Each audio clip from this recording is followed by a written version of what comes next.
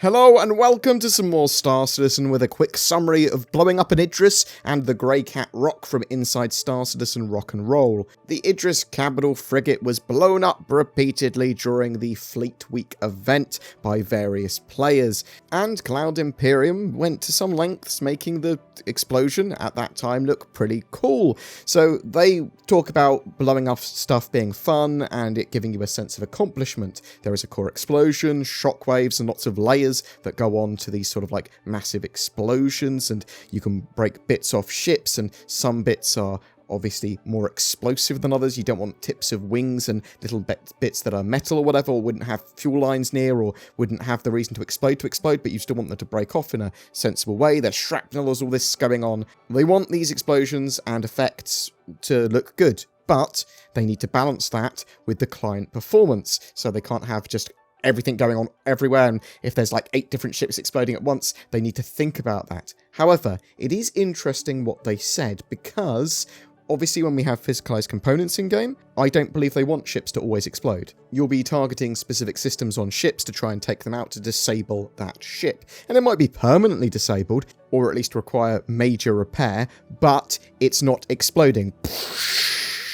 That is the sound of an explosion. So it's possible that power plants might still go critical and ships might occasionally still explode, and you might still be able to shear a ship in two and keep on shooting it and blowing bits off of it. But obviously boarding is going to be a very important part of the game, as is repair and all that sort of stuff. Now, it's possible that major systems, those giant capital ones, might go critical when destroyed, like power plants. It overheats, it gets really badly damaged. Maybe they do explode sometimes, and maybe ships will explode sometimes, but not others. That sort of makes sense. The fact that these giant capital ships can work in Star Citizen at the moment is great, but I do want them to start using them. I want to start seeing missions with them and that sort of stuff. I love the big explosions, I love the cool capital ships for sure, but I want to start seeing them in game, not sort of shown for a little while and then taken away. Give us missions with them. And we know there are missions that they are working on with them. We know there's the Xeno threat stuff. There was obviously the Fleet Week stuff. There's the Arlington Gang mission, which was promised a little while ago, still isn't in game yet, so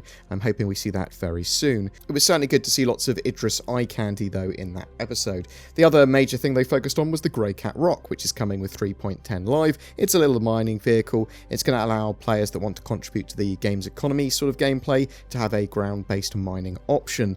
They designed it to fit in as many ships as possible. It's intended to move around in like the back of a Cutlass or many other ships. In fact, you could put loads of them in larger ships, it seems, and have like a little fleet of rovers driving out, mining everything up in their path. It is built with being moved around in mind, is what I'm trying to say.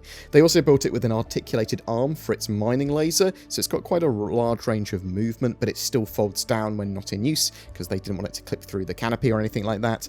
Originally, they had the vehicle just fracturing rocks, and then players would have to pick the gems up by hand, but there were too many gems with the new larger medium gem nodes that these vehicles will actually mine and specialize in.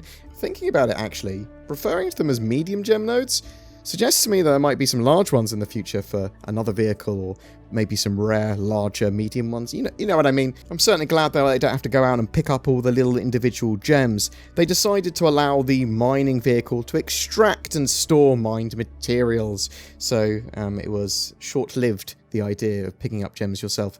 And this one's actually more of a real tractor beam in game as well. It actually pulls the gems into the nozzle and then puts them in the sort of back, stores them there, which is pretty useful, pretty cool. I want to see tractor beams in game. We know they've got them planned for 3.12, having sort of hand-based multi-tool tractor beams.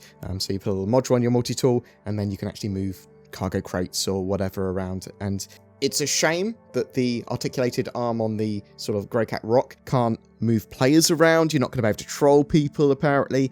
I do hope in the future we are able to shake players around with tractor beams, potentially, whether they did say anything that was trying to resist a tractor beam originally, or trying to pull away from it or whatever, wouldn't be able to be tractored, or it would take significant effort to tractor it. So it'll be interesting to see how they do that. The GreyCat ROC is not as mobile as a Cyclone, but it still has pretty good mobility, and I think players are going to be pretty happy with it. Potentially in the future, those GreyCat ROCs will be allowed into certain sized caves as well, or will have some gameplay associated with caves, which will be pretty cool. But I'm interested to know what you think. Are you excited to see the GreyCat ROC coming with 3.10 live?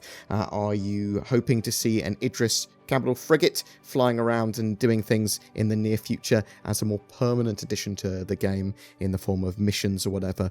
Whatever your thoughts, I'd love to hear from you in the comments below. I'm also a massive shill for NordVPN. Check out the links below if you want discount on that and you're looking for a VPN. Shadow gaming PCs, if you want to not own your own gaming PC, but you want to rent one and you can use your power of your internets to leverage that, and it's a really good choice for a lot of people. Check that out. Shadow Gaming, links below as well. We're giving a brand new merchantman away as well throughout July. All we've got to do to be in for a chance to win that is comment on any of my Star Citizen videos made during the month. There's more details of all of that down below. Also, if you want to further support the channel in any way with a Patreon or becoming a YouTube member or sharing the video or subbing or liking, you can do all that as well. Links to everything's down below. Please check that out. Thanks very much for watching, guys. You take care, and I'll see you in the verse.